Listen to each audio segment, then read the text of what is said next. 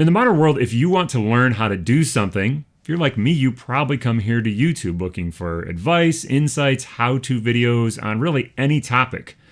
But is this really a good way to learn about how to be a better musician? Is listening to some talking heads spout off about whatever topic really all that effective? Today, we're going to talk about some of the shortcomings and the upsides of learning about music in this way, and some ways that we can better use this advice to actually improve as musicians. What's up, everyone? Shawn Bell here today.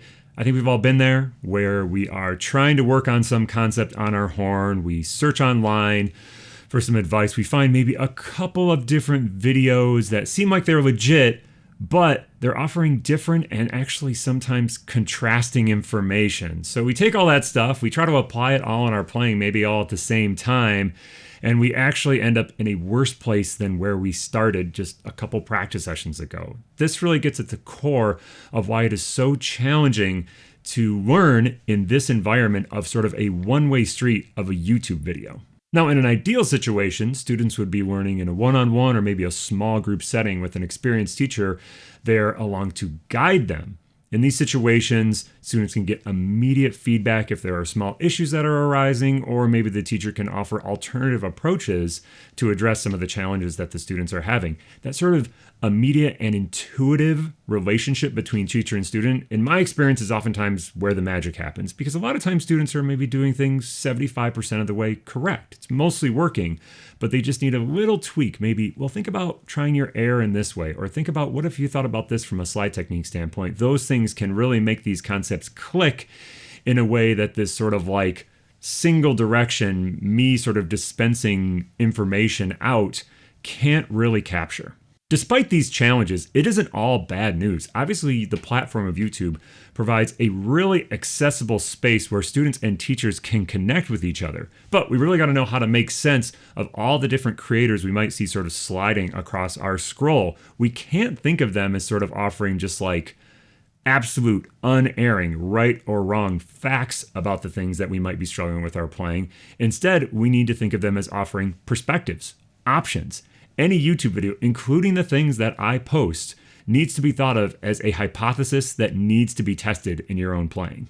If you can develop this curious, playful sort of what would happen if I did this approach to practice, you can always know what to do when you encounter new or sort of divergent information from what you're used to working on. This can also do great things to inform you about what elements are not up for debate in your playing and what things really have to remain the control while you might try some of these other concepts. With this in mind, in order to explore this way of thinking, we're going to look at one of the most central aspects to our playing. That is how we use our air.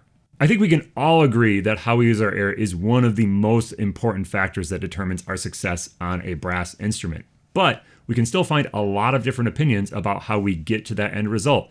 Is it about more air? Is it about less air? Is it about fast focused air? Maybe it's about slow wide air. Is the air warm? Is the air cool? Is the air pressurized? Or is it completely relaxed? All of these things capture some element of what it means to use good air, but without a little bit of context about what a particular player or student is struggling with, none of them is a guaranteed correct answer. If any of those are our hypothesis, we just have to do an experiment to test them. So when we're doing this, we have to be thoughtful. The first thing we've got to think about is we don't want to do all these things at once. If you start just using more fast, pressurized, cold air, you're probably going to be struggling with your playing. Doing all of those things at once is probably not going to lead you in the right direction. Maybe for some players out there it might, but for majority of us, I would doubt that it would. So you've got to select one of these things that you think might be useful to see, well, what if I use a little more air? Or what if I use a little bit less air? And just check that one thing for a time period and see what it does for you. Secondly, you've got to be a little bit thoughtful about the way you do this. Make sure that you're not just doing it mindlessly just because somebody online told you, well, if you use a lot of air, your playing is going to be great. You've got to decide about like, well, why might I want to do that? There are reasons that more air might help you. There are reasons that more air might not be appropriate for the challenges that you are facing. And finally, you've really got to think about, did I actually try this for long enough that I could tell if this was a good idea or not? Many of us will feel an immediate result with a new concept, like on that first day where it's like, oh my gosh, this is the secret. And then we come back to it the next day and suddenly like, it doesn't really work anymore. And then we come back to it again and it still doesn't work. And then we might think, well, I guess that wasn't the secret. Well, you probably just had that first day success because it was new, but then you actually need to let it sort of sit in your playing for, 5, 6, 7, 8 practice sessions and see if it actually is providing any forward progress, and then make an evaluation about whether you want to stick with it. For our experiment today, we're going to look at this using a range building exercise, something that many times we would kind of butt up against how we're using our air and if we're doing so correctly. We're going to do a 5th up range building exercise. This is one of my favorite ones, meaning that we're going to start on the 5th of a major scale and work our way up to the top. We're going to start by going to A flat. So I'm going to play my 5th. E flat, that is the 5th of A flat, and I'm going to sing up to the top note. Da, da, da, da. Now, it's not about having a good voice. It's just about being able to hear those pitches. If we don't hear those pitches, we're already setting ourselves up to have some struggle. So we might start out by just playing that, not even really necessarily thinking about changing our air, just sort of using the regular type of air. Cool. So we're going to build up from there by maybe ascending up half steps. We're going to go then to the key of A, or maybe in whole steps to the key of B flat. I'm going to go in whole steps just to kind of move things along. So I would do the same thing. I'm going to give myself the F. Da. And then I'm going to sing up to the B flat. Da, da, da, da. Now, if you feel like you can't hear that in your head, play it down the octave to get those reference notes. It's incredibly important that you are hearing these pitches and not just sort of tightening up and hoping for the best. So then we play it again, still thinking about regular breath. Okay, still feels pretty good. I'm going to go up another whole step. Da, da, da, da. Now there I jump down the octave with my voice because it's starting to get kind of high in my vocal range. So again, my note is G, it's here. So I go to play it.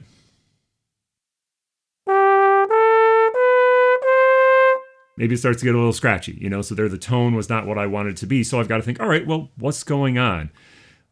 I maybe want to try this approach to air that I heard somebody talking about. What if I just actively try to give it a little bit more air? For me, I would recommend thinking about a crescendo as you approach that top note. Not just like slamming the gas pedal down, more air the whole time, but a forward motion in the air, and see how you like the results.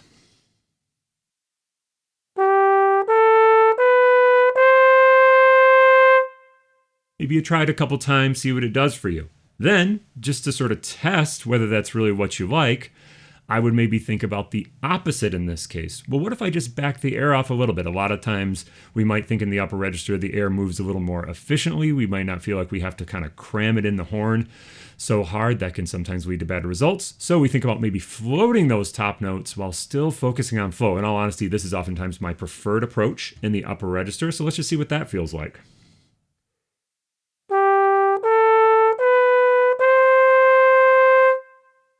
Now, just in that quick little experiment we did with those 2 notes, or those 2 times, I actually like the first time more, even though I would say I oftentimes like feeling like the air sort of is easygoing in the upper register. So from there, you've got to take that and try it over a couple days and see if those results really, really stick. Now, for many players, using more air in the upper register is going to be the right choice. But for example, if you're somebody who tends to struggle with a little tension, and maybe you're experiencing this in the upper range,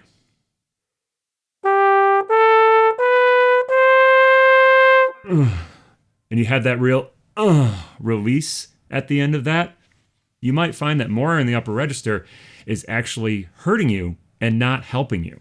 When you work in this way, you really have to sort of deal with kind of the trickiest part of being a practicing musician, and that is how you evaluate your own playing. This is very difficult to do in a honest and accurate way. So make sure you're using all the tools that are available to you here in the modern world. Record yourself, record video of yourself. In this particular case, if you recorded a video of yourself, you would probably notice some of that tension creeping in if that was your particular struggle. Or when you listen back, you would hear that little release after you played the high note if you were just actively using more air. Conversely, if you were trying to, be efficient, use a little less air, you might listen and hear, well, the sound is getting kind of thin as I get in the upper register because maybe you just weren't using enough air. This is truly one of the hardest things to do as a musician. You really have to make sure you're putting yourself in a position when it's time to play, I focus all my attention on playing. I don't think about problem solving while I am playing, and then afterwards you evaluate, and you can do so in an objective way.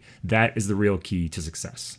All right, thanks for hanging out with me this week. This episode has a lot of talking in it, so hopefully you hung out for this long. I do think it is important information for us to think about as we encounter lots of different opinions in the online space about how to become the best musician that we can be. The thing I'll leave you with is that if you encounter any musicians or teachers, either in the online space or in the real world, that say that they've got a guaranteed approach, or they've got like the magic bullet to becoming a better player, that is an immediate red flag. There are no magic bullets. It's all just a bunch of different approaches that we need to take into the practice room. There are certainly things that probably more people are going to agree upon that these are good approaches, but there are also things that are sometimes a little bit less agreed upon that can also be very useful depending on how you apply them. So just keep an open mind, view things critically, but also view things that like, hey, this might be something for me to try and see what it does for you. There is a great educator named Brad Edwards, who is pretty active in the online space. He teaches at Arizona State. He has a number of books that are out. The one that I really love is called Simply Singing. It is a etude book, kind of geared towards intermediate to intermediate advanced players. Really, really great stuff, but lots of good resources that he's created. He is active I view him on Instagram mostly, but I think he's on TikTok as well. He is someone who posts, every Tuesday, he posts a Trombone Tip Tuesday. It's a little bit more classically oriented oftentimes, but just trombone playing. It's just about being a good musician, being a good trombone player. At the end of each video, he signs off with, try it out. So he gives you the advice, and then he encourages you to, take it into the practice room and try it out for yourself. He's not telling you like, hey, this is the thing you got to do. This is where the secrets are. No, you got to try it out in the practice room for yourself and see how it works. To me, this is like the perfect approach for how we become better musicians. There is not one single path, so we just need to absorb lots of different perspectives and then try it out for ourselves. Cool. We'll see you in the practice room.